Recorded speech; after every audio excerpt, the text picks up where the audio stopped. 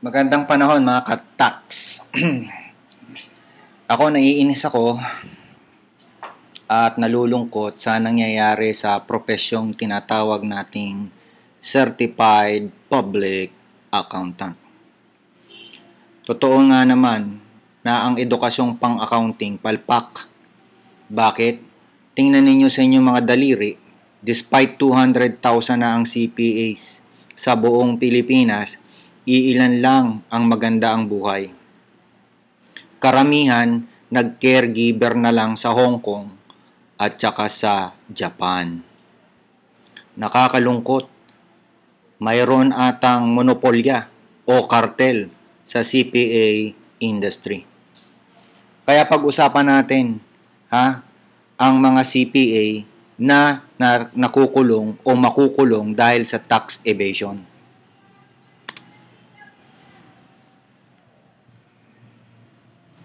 Ito po ay libre para dun po sa mga taxpayer na merong ELA, SDT at Assessment Notice.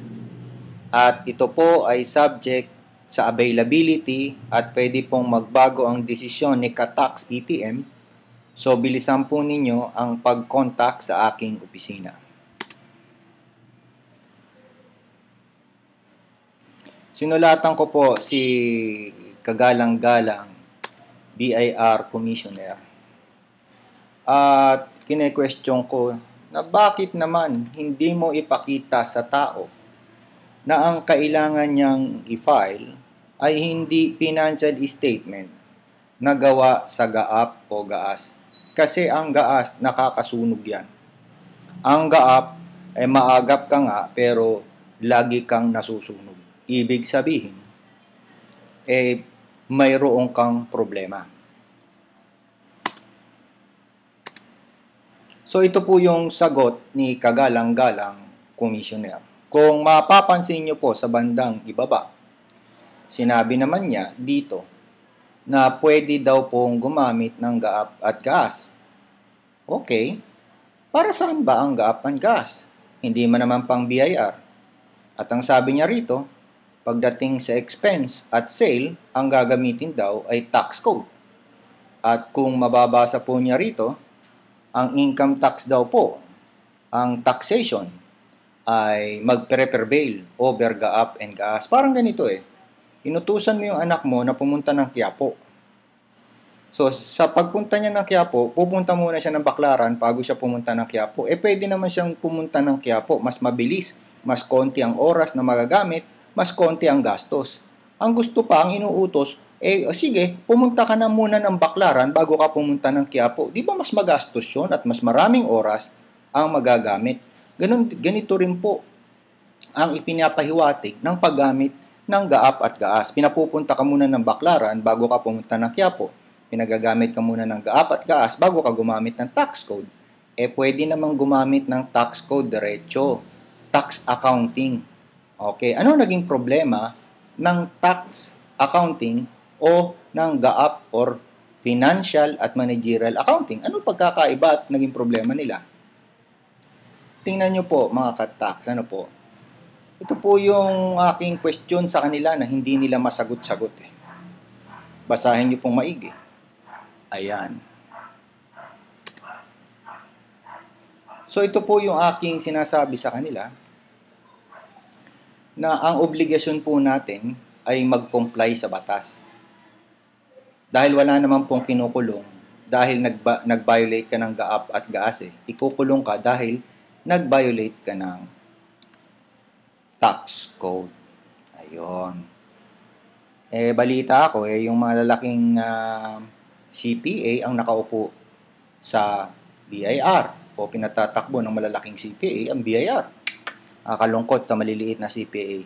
Gutom ang pinupuntahan.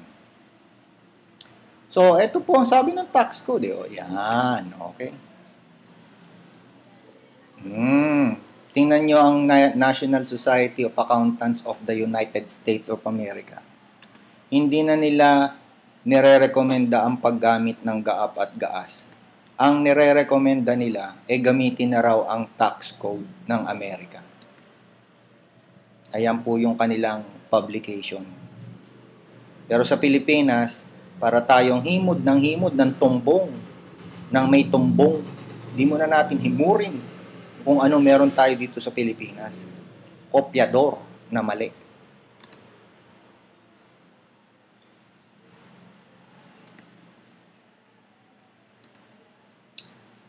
Pag ino-audit ka naman ng BIR, hindi ka naman i-audit based sa generally accepted accounting principle. I-audit ka based sa tax basis accounting. Di ba nakakalungkot? So, ano magiging epekto? Ayan, Kaya itong si Teofilo Magno na nakasulat sa BIR Media Release, ang kaso niya naman hindi violation of generally accepted accounting principle. Ang kaso niya, violation of Section 257 of the Tax Code. Kaya siya makukulong o matatanggalan siya ng lisensya. Kawawang tao. Ito ang pinagagawa sa atin Ito yung pinaka number 1 law ng Pilipinas The rule of taxation shall be uniform and equitable. Ibig sabihin, tayong mga CPA, tayong mga taxpayer, dapat ang rule ng taxation ang gagawin natin kasi ang rule of taxation uniform daw sa lahat ng tao at equitable daw sa lahat ng tao. Pero ang gaap at gaas, tanungin natin, equitable ba siya? Uniform ba siya? Hindi pa natin sa ating accounting, sa taxation, hindi pa tayo kailangan mag-globalization sa taxation. Ang taxation sa Pilipinas is really a Philippine setting, hindi globalization. Ito ang rule. The rule of taxation shall be uniform and equitable. Gamitin po ninyo. Ito po ay libre. Basahin nyo lang yung 1, 2, 3, 4, and 5 rules ni Katax TTM.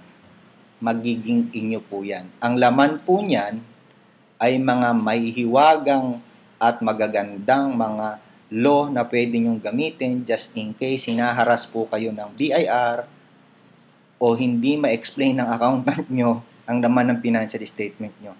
Ang laman po niyan, tax accounting. At yan po, hindi kayo iiwanan. Hindi magdi-disappear yan. Hindi po yan maglalagay. Hindi po yan incompetent. Lahat ng tao lilipas, pero yaan po, hindi lilipas. Successful Tax Practice Roadmap.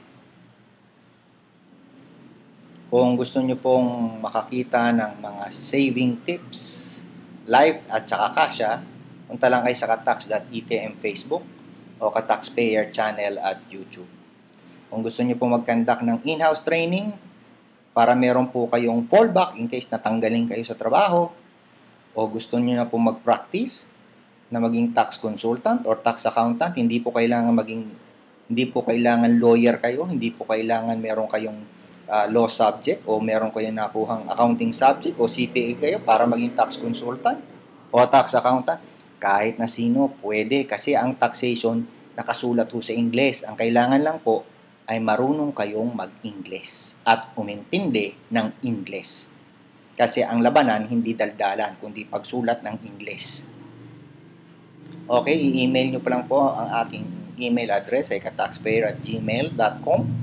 Text ninyo ako sa 0922-801-0922 at tawagan ang mga numbers na 569-2885, 569-2886 at 569-2887. Kung kailangan nyo po ng magaling na bookkeeper, I highly recommend si Alin Yu. Puntahan nyo yung Facebook niya, si Alin Yu. Maraming salamat po mga Katax at magandang panahon sa inyong lahat.